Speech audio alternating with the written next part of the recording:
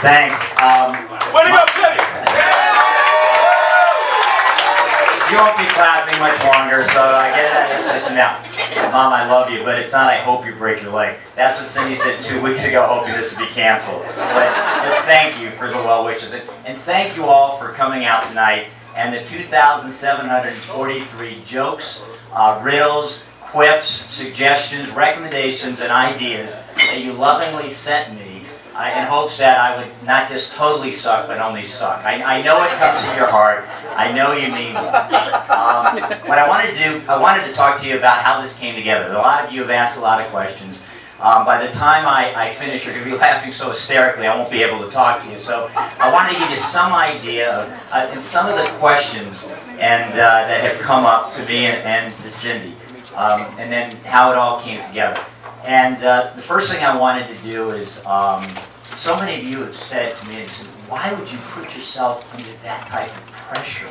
I can't believe that you want that. No. This isn't pressure. I retired from HBO, okay? I got a great pension. If this doesn't go well, I can buy 60 new friends. But I can't buy another daughter, okay? And in 2012, in January, Leslie, who most of you know, who's sitting over here, got engaged to Jay Bland.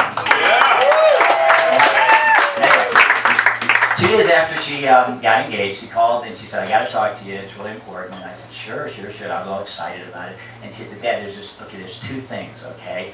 Number 1, the venue is unimportant to me, okay? 4 Seasons of Rich, your choice. I don't really care that much. But what I do care about a lot is that you have got to be funny the entire weekend, okay? The entire weekend. Now, she got engaged in January of 2012. The wedding is February 2013. For you Georgia math graduates, that's 13 months. And I got to tell you something, that's a lot of pressure. And if you know Leslie, you know, she was going on 27, but I'm convinced she'd been planning it close to 28 years. I know in the womb she was planning, and this wedding, this had to be perfect, you know. So that's, you know, every time I saw Leslie, it's my only daughter, and I want this to be perfect. I know how important it is.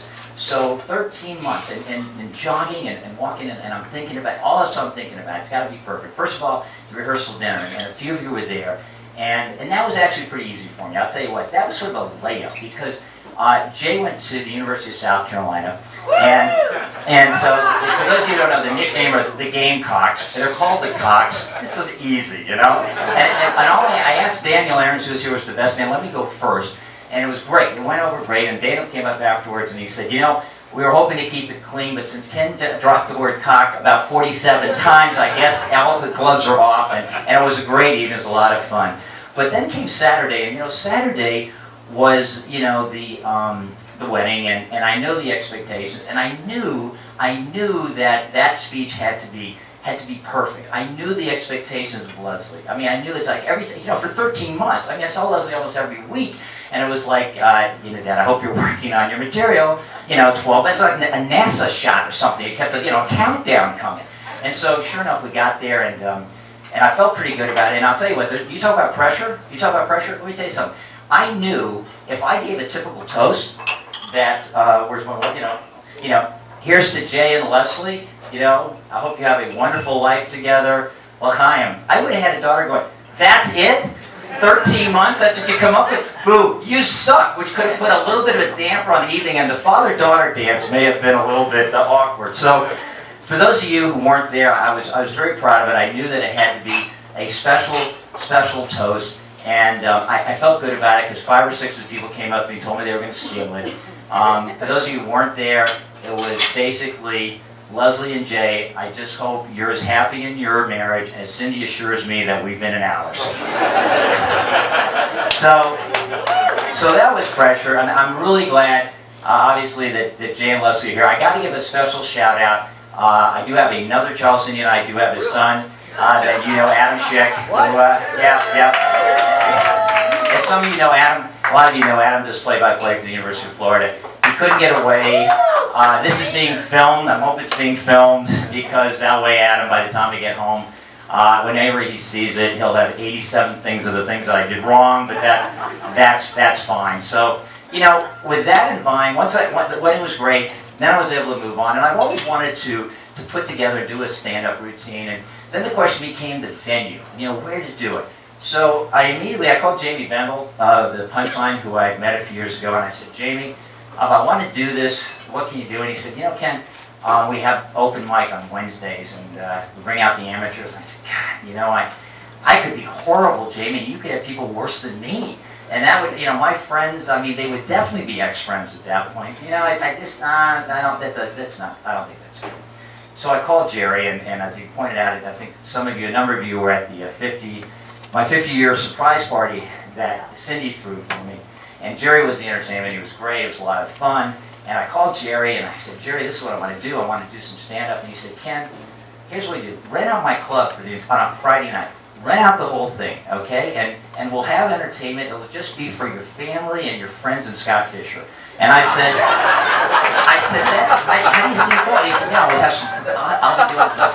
You'll do stuff. We'll have some music. And I said, this sounds great, So I ran into the room and I said, Cindy, this is great. I just talked to Jerry. We're going to be able to do this. I'll be able to perform. It'll be a great night for me. And she goes, you know what?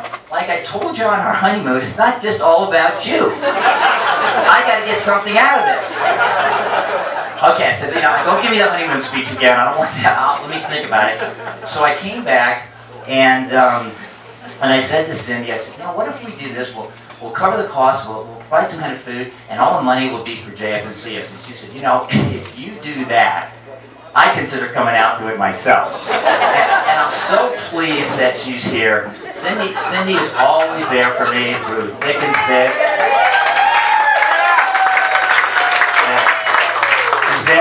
She's there for me, as I said, through thick and thick, through good times and great times. I know that she's always there. And now the good thing is that then became the material. What material am I going to use? And Cindy made it very clear that you are not going to be talk about me. Do not make me part of your routine. I'm telling you. I want to tell you something. She made it very, very clear. I realized that if I did anything with her, I'd face the wrath of Cindy, which could lead for anything to death, to castration, and not necessarily in that order. So I wasn't going to go there. And so then I started thinking, okay, since I could, that left out a lot. I've had a lot of fun writing the material, putting the material together. I know driven Cindy crazy, but it's been a lot of fun. And I said, well, I started thinking, how do I know all of you? Now, most of you I've met since Cindy and I came back from New York, when HBO brought us back in '86. Some of the others, a number of you, I met at the University of Florida. Been friends for over 40 years up until tonight. But only 2 of you knew me growing up. And I thought it would be interesting to take you back to when I grew up and talk about that stage, which only 2 of you in this room knew about. One is my brother Rob, who's here with his wife Barb and stepson Marky. I'm glad to hear. If you haven't met Rob, he's sitting right here.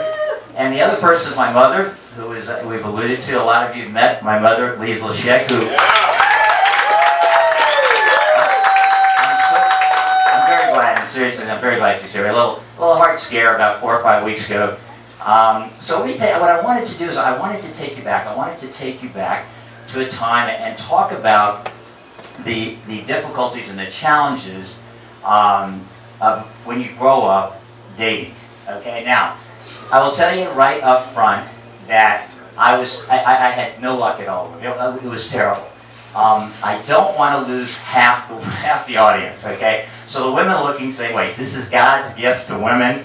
A Richard Gere lookalike had trouble growing up. Yeah, I didn't always look like this. I wasn't the green guy you see today.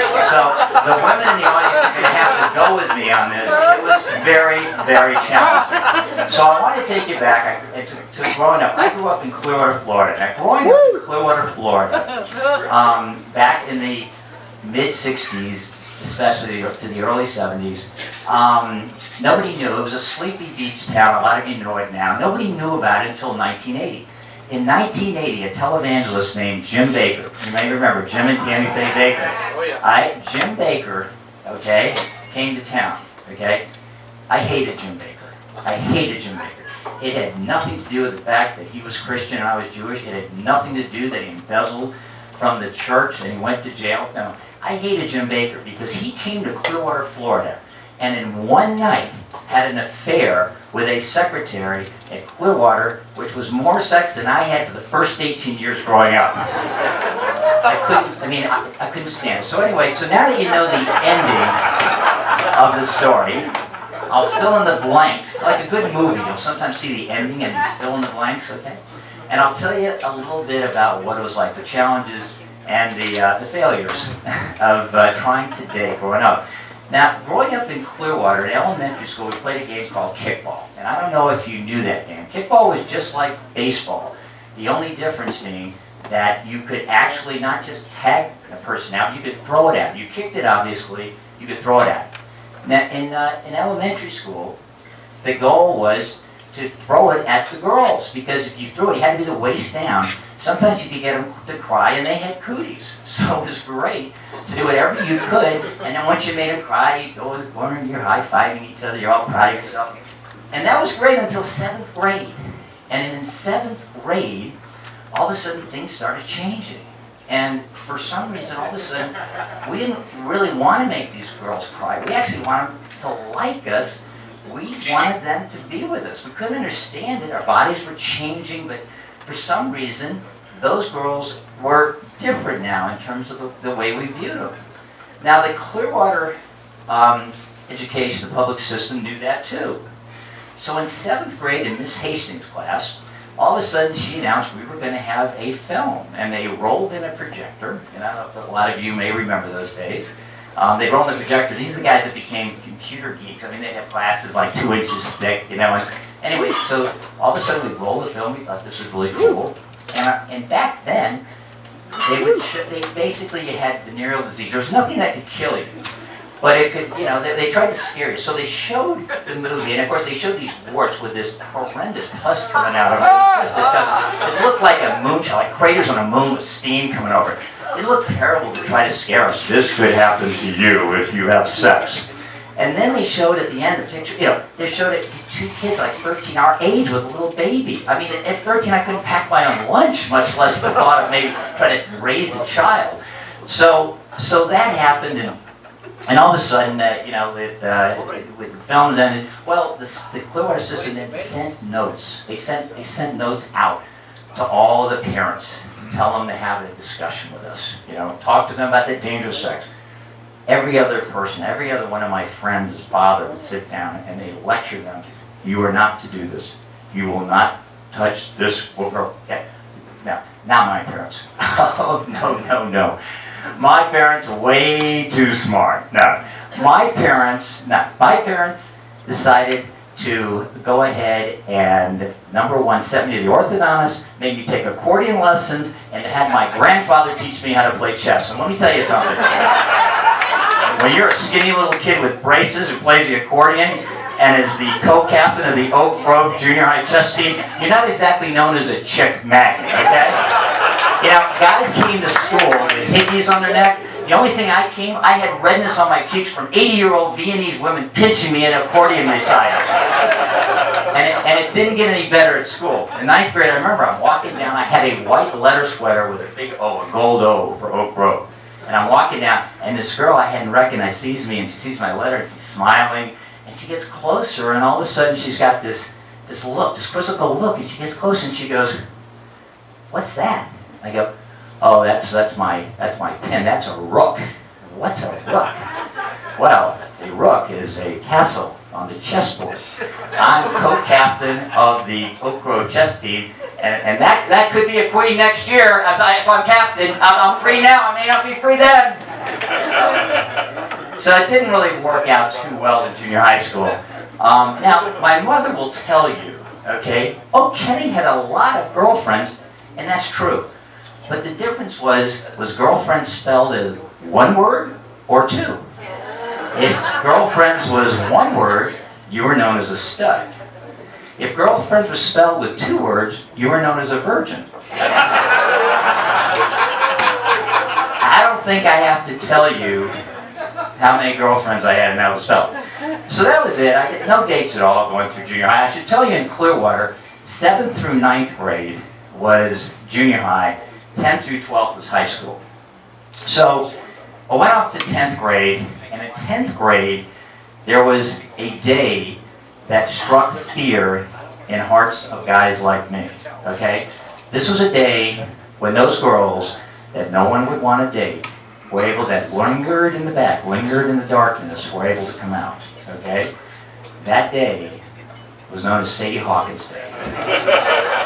For those of you who might not know what Sadie Hawkins Day was, most of you know, that's when girls, if you don't know, would be able to ask the guys out, okay? So, for me, that girl was Katie Calhoun. Okay, now let me describe Katie, okay? When we were in junior high and high school, the key was how quickly could you grow sideburns, because that was cool. We were getting hair in all kinds of parts of our body, and if you could grow sideburns. I grew them in 10th. Sadie had them in 8th. Quite frankly, it wasn't until my senior year that my mustache was thicker than Katie's. So in 10th grade, Katie asked me, and I went there. I survived. I survived it, okay? Only day to 10th grade. Junior year, I'm at home. The phone rings. It's Katie. Come to the phone, and Katie's got a deep voice. Ken, anybody ask you to Sadie Hawkins yet? Yeah, Katie, this is going to shock you, but considering the dance is November 16th and today's September 9th, congratulations, you beat the rush. Oh, I am a lucky girl. Yeah, I could have told you, you could have waited until November 15th, it wouldn't have mattered. Anyway, that year, my junior year, Katie invited me out to her place. Katie lived on a farm about 5 or 6 miles outside of Clearwater. And so I went out there. I was able to drive now. So I'm walking around with Katie, and Katie gets to the barn. She goes, "Hey Ken, ever milked a cow?" God, Katie, this is going to shock you. No, I really haven't. Well, let me show you. Anyway, Katie goes in there, and she grabs this udder, and she's jerking it and squeezing it. And I swear to God, the cow's looking at me with tears in his eyes. You just felt for this cow.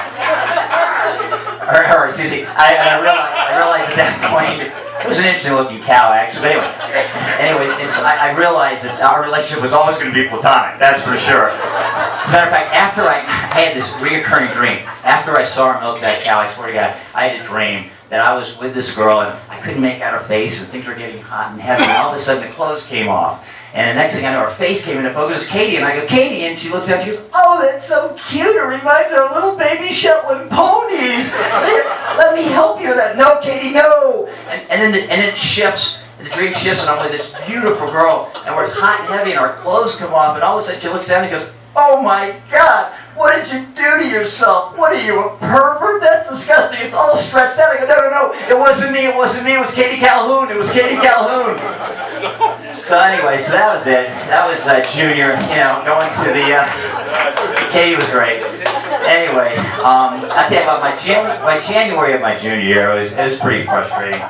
I wasn't dating any of the cool girls. And I called one of my girlfriends 2 words, Paula Humphrey, and I met with Paula, and I said, "Paula, I'm so fresh now. I want to go out with some of the cool girls, and what's the story? What do I have to do?" She said, "Ken, what you need to do is go out with the football team. If you could make the football team, that's what girls are looking for."